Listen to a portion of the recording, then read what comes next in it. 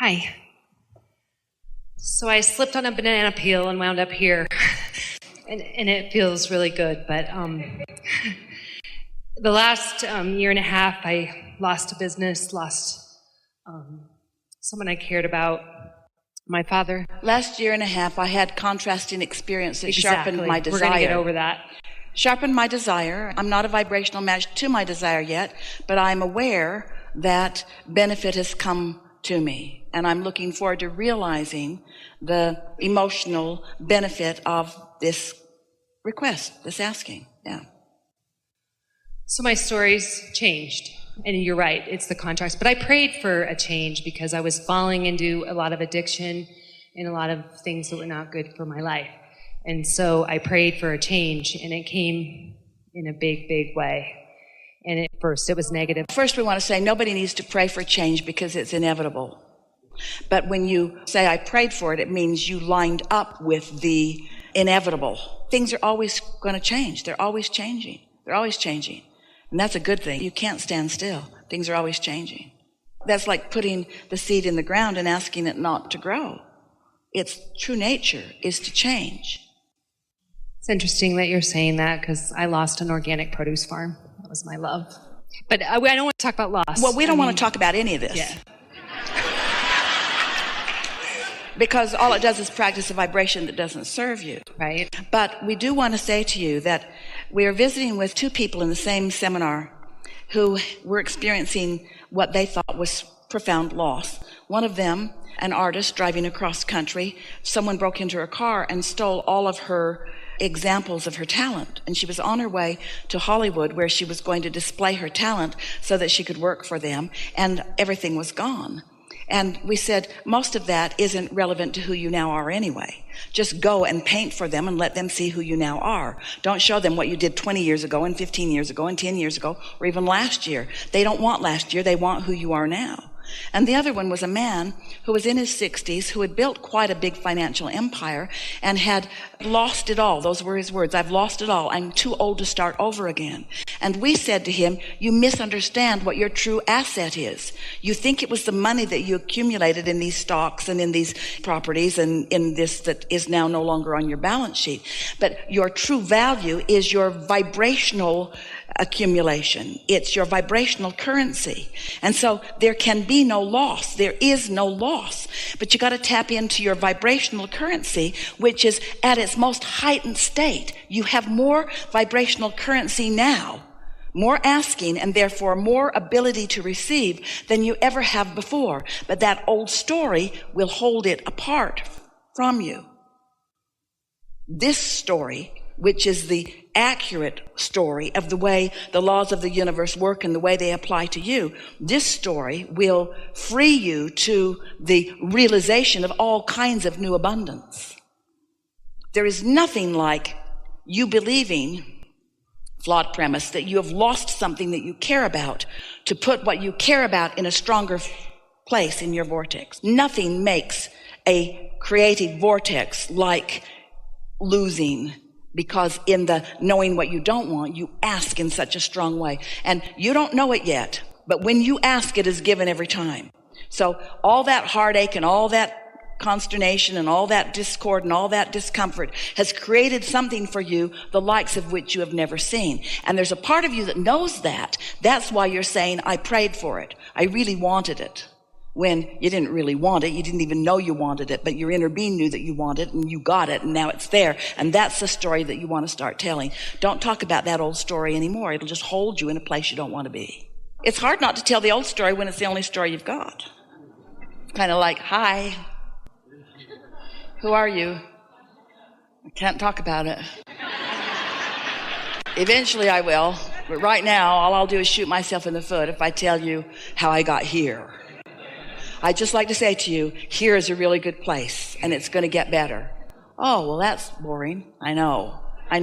That's why I'm tempted to tell you, I know I shouldn't, but I lost my organic farm. Oh. Recently, I started studying A Course in Miracles, and I'm a very new student to it, but in the Course it says that we think we have many problems, but we really only have one. And that one problem is the separation from God or source. Perfectly said. It seems like we heard that today 100 times. And there's really only two things, love and fear. Ego, fear, love. Wait. Source. More? Tell us more. So, only two things. What are they? Fear and love. Ego, love. Well, let's call it alignment or not.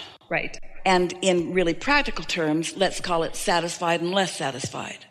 Because if you put yourself in a position where you feel fear and someone says there's only two things and you should choose love instead of fear, you're in deep doo-doo. Because you cannot find anything close to love when you're in fear. It's too big of a jump. But you could feel something a little less than fear. So I'm trying to shine love on what I used to consider fearful things. But the thing about that is, when you say, I'm going to shine love on fearful things, so you get a good look at the fearful thing.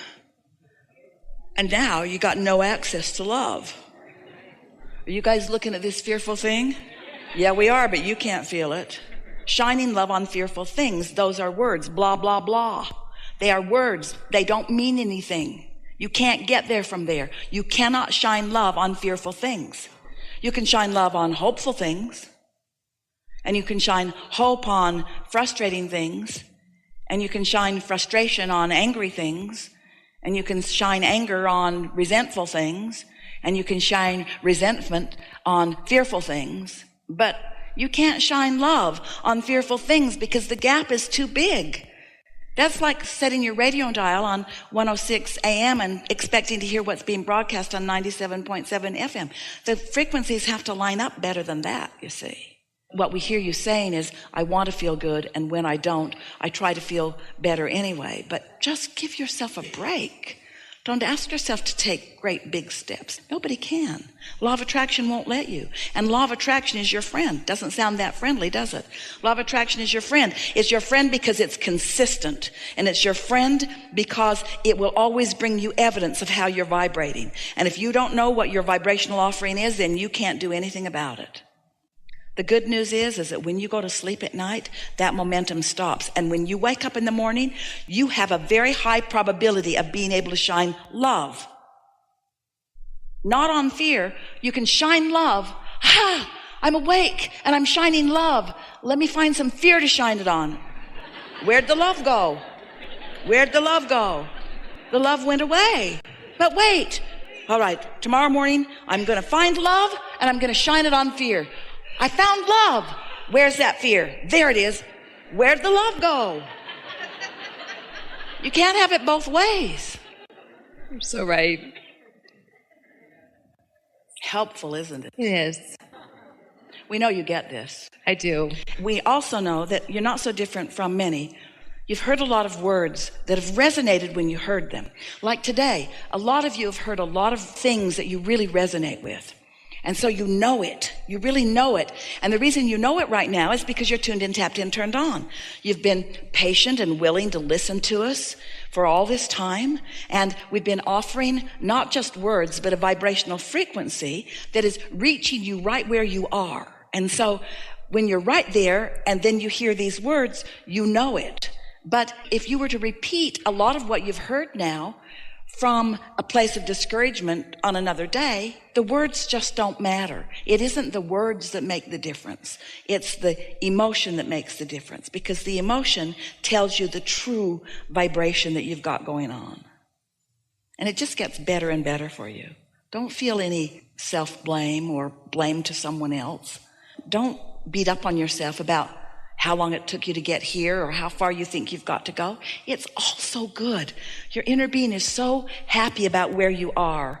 And now with this new knowing, it's going to be not just easier, but way more fun.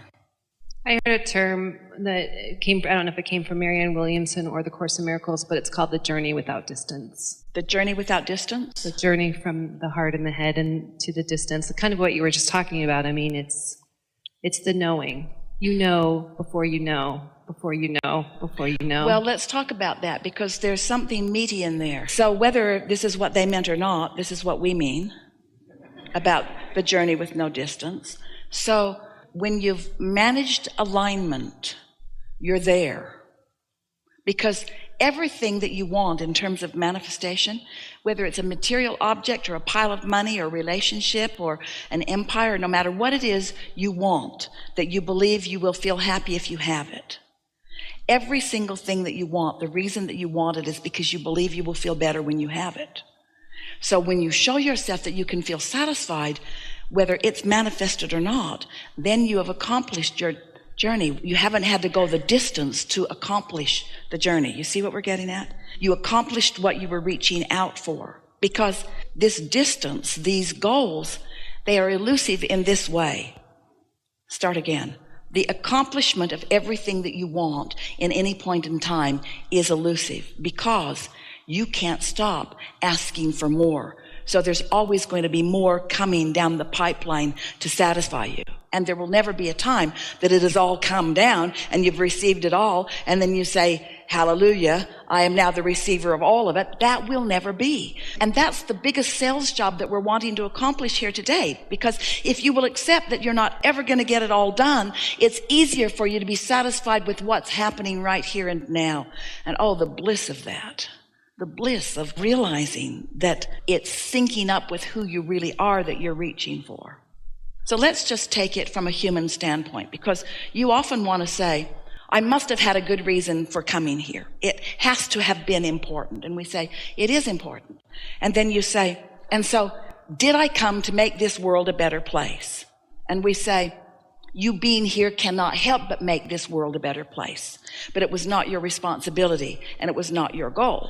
You could not help but positively add to the upliftment of this time and space. And then you say, so what is the purpose of me being here? And we say, to find some things that you want. And then you say, then therefore, isn't it important that I satisfy those things that I want? If I've come to identify things that I want, then must I not accomplish those things that I want in order to fulfill my reason for being here? And we say, that's what trips you up. Because what you want is to be in this physical form with the freedom to think whatever thoughts you are choosing and the ability to come into alignment with your source about those thoughts. Stay with us for a minute, because we must be tying your brain into a little bit of a knot, and we want to untangle it. We really want you to hear this. So you said, I'll come and I'll find new things to focus upon. And we said, and when you do, we will focus with you. And then you said, and I will align to your focus about the new things that I found for us all to focus on. Did you hear it? Did you hear it? I'll come forth, you said, into my physical body, and I'll find new things for all that is to focus on. And we said, and when you do that, we'll focus on them. You'll put them in your vortex and we'll focus on them. And then you said, and I will find alignment with you focusing on what I found for us all to focus on. And we said, and that is creation. That is creation. Thank you.